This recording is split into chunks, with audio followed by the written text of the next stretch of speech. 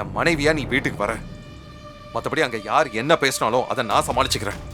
வா போலாம். விஷால்,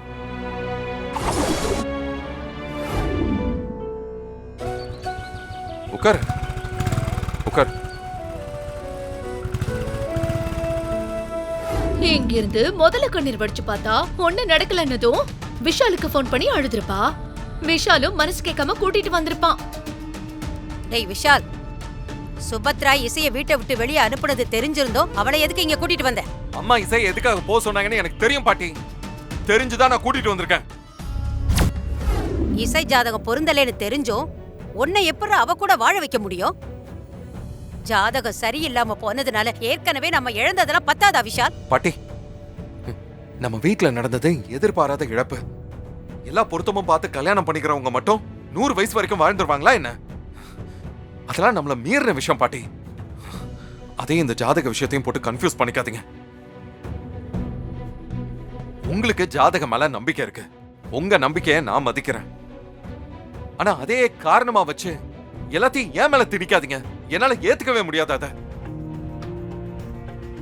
என்ன பாஸ்கர் இவன் இப்படி பேசுறான்? விஷால் பேசுறதுலயும் ஒன்னும் தப்பு இல்லையேமா. அவன் அவனோட எண்ணத்தை சொல்றான். இங்க எல்லாருக்கும் மனசுல பட்டதை பேச உரிமை இருக்கு. பாஸ்கர், அப்போ என்னோட முடிவுக்கு இங்க மரியாதை இல்லையா? அம்மா, உங்க மேல இருக்கிற மரியாதை எனக்கு எப்பவுமே குறையாது. ஆனா இந்த குடும்பத்தோட மரியாதையும் ரொம்ப முக்கியமா. இசை வெளியில இருந்தான்னு வைங்க, ஜாதகம் சரியில்லைன்னு சொல்லி பாஸ்கரனும் சுபத்ராவும் அவங்க வீட்டுக்கு வாழ வந்த பொண்ண அவங்க வீட்டை விட்டு அனுப்பிட்டாங்கன்னு சொல்ல மாட்டாங்களா? ஸ்ரீஜா, விஷால் இப்படி அடியோட மாறுவான்னு நான் கொஞ்சம் கூட எதிர்பார்க்கல. ஆமாங்கா, இந்த விஷால் அத்தை எதிர்த்து பேசுற அளவுக்கு வந்துட்டான் பாருங்க. அதானே, வந்த கொஞ்ச நாள்ல விஷால தலைகீழ மாத்திட்டாலே. இப்ப பெரிய கைகாரிதான். நான் தான் சொன்னல்லக்கா, இவ சாதாரண ஆளே கிடையாது. அண்ணா, இது நம்ம விஷால் அண்ணா. ஆமா பல்லவி, எனக்கும் அதான் டவுட்டா இருக்கு. அவன் வாழ்க்கைக்காக பேசுறான், போல்டா ஒரு ஸ்டாண்ட் எடுக்கிறான். ரொம்ப சந்தோஷமா தான் இருக்கு. விஷால், நீ பழைய விஷால் மாதிரி பேசலடா, புது விஷால் மாதிரி பேசுற.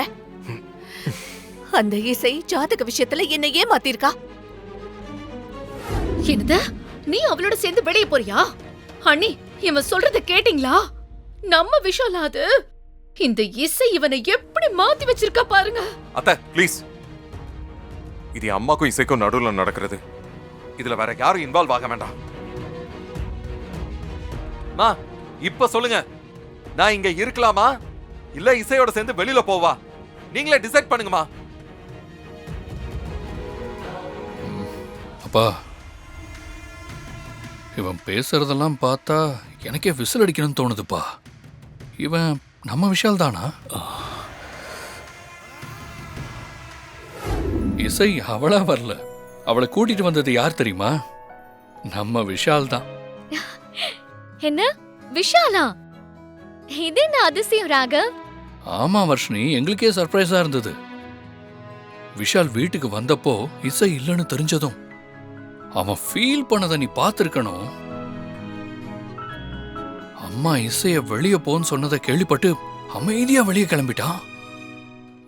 நான் கூட ஏதோ கோமா போயிட்டானு தான் நினைச்சேன். ஆனா அவன் வரும்போது இசைய கையோட கூட்டிட்டு வந்துட்டான். இசை தான் என்னோட வைஃப். அவ என்னை விரும்பி கல்யாணம் பண்ணிக்கிட்டவ. அவளை என்னோட பெர்மிஷன் இல்லாம யாரும் வெளியே அனுப்ப முடியாது. அவ இங்கேதான் இருப்பான்னு சொல்லிட்டான். அத நீ பார்த்திருக்கணுமே. அடேங்கப்பா. ஆமா வர்ஷினி, எனக்கும் இதே மாதிரி தான் சர்ப்ரைசிங்கா இருந்தது. ஆனா அதுக்கு மேல ரொம்ப சந்தோஷமாவும் இருந்துச்சு. அப்புறம் அம்மா மட்டும் இல்லைன்னு வை, அவன் பேசினதுக்கு அங்கேயே வச்சு நான் விசிலே அடிச்சிருப்பேன். ராகவ் சொன்னதை கேட்டியாமா? விஷால் இசையக்காவை கூட்டிட்டு வந்துட்டாராம். இதுல இருந்து என்ன தெரியுது? மனசுல நல்லது நினைச்சா நமக்கும் நல்லதான் நடக்கும். என்ன வர்ஷினி, என்ன குத்தி காட்டுறியா? இல்லம்மா, மனசுல பட்டத சொல்றேன். நீ அடிக்கடி சொல்லுவ தெரியுமா, என்னாலதான் உன் வாழ்க்கை இப்படி ஆயிடுச்சு, எல்லாமே நான் வாங்கிட்டு வந்த வரோன்னு. அது ஒரு விதத்துல உண்மைதான். உன் மனசுல நல்ல எண்ணம் இல்லாததுனாலதான் அது என்ன பாதிக்குதுன்னு எனக்கு தோணுது. என்ன பேச்சு வர்ஷினி இதெல்லாம்? அந்த இரணியன் வயித்துல பிரகலாதன் பிறந்த மாதிரி நீ எனக்கு வந்து பிறந்திருக்க. நான் என்ன பண்ணாலும் எப்ப பார்த்தாலும் தப்பு சொல்லிக்கிட்டே இரு. மா, நான் சொல்றத கொஞ்சம் புரிஞ்சுக்கோ. நான் நல்லா இருக்கணும்னு நீ நினைக்கிறது தப்பு இல்ல. ஆனா இசை அக்கா நல்லா இருக்க கூடாதுன்னு நீ நினைக்கிற பாத்தியா, அதுதான் தப்பு. பா, என்னென்னமோ பேசுறா. நான் வேற இப்ப தேங்காய் விக்கிற விலைக்கு அவசரப்பட்டு போய் கோவில்ல தேங்காய் உடைச்சிட்டேன். இன்னும் கொஞ்ச நேரம் வெயிட் பண்ணி பாத்துருந்துருக்கணுமோ? அந்த இசை சும்மாவே ஆடுவா. இப்ப அந்த விஷாலாலதான் அந்த வீட்ல இருக்கான்னா அவ ஆட்ட தாங்க முடியாதே. கடவுளே, என்ன மட்டும் எதுக்காக இப்படி சோதிக்கிற? எல்லாம் எத்தாலும் எழுத்து. என் கண் முன்னாடிதான் ஸ்ரீஜா அந்த பொண்ண காரை விட்டு ஏத்துனா. அங்கதான் நான் ரொம்ப பயந்துட்டேன். அதனாலதான் ஸ்ரீஜா உன்னை கல்யாணம் பண்ணிக்கிட்டா உன் லைஃப் மட்டும் இல்ல, இந்த குடும்பத்தோட நிம்மதியும் போயிரும்னு யாருக்கும் தெரியாம முக்காடெல்லாம் போட்டு உன்னை நான் கல்யாணம் பண்ணிக்கிட்டேன். என்னடா இதெல்லாம் சொல்லி ஸ்ரீஜா கெட்டவ, நான் ரொம்ப நல்லவ, நம்ம டிவோர்ஸ் ப்ராசஸை ரீகன்சிடர் பண்ணுன்னு உன்னை ஒரு நாளும் நான் சொல்ல மாட்டேன். என்ன நீ புரிஞ்சுக்கிட்டல்ல, எனக்கு நீ இப்ப கொடுத்த சப்போர்ட்டே போதும் விஷால். எனக்கு போதும். நீ ஆசைப்பட்ட மாதிரி வாழு.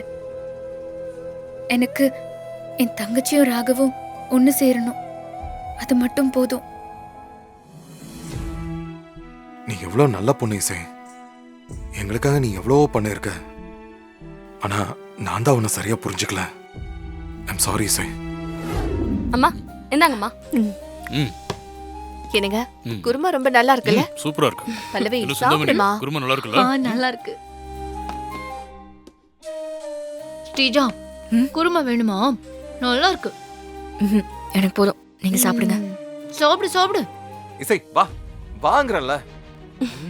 ஆஹா, அடடடடடா, என்ன வாசனை.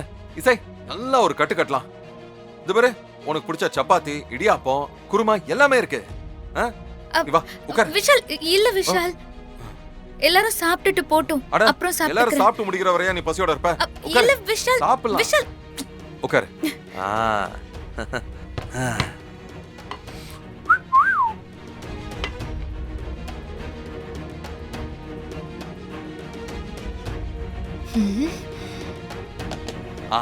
இடியாப்பம் இருக்கு, அதுல சப்பாத்தி இருக்கு, இதுல உனக்கு பிடிச்ச குருமா இருக்கு, எல்லாமே இருக்கு. ஃபர்ஸ்ட் இடியாப்பம் சாப்பிடு.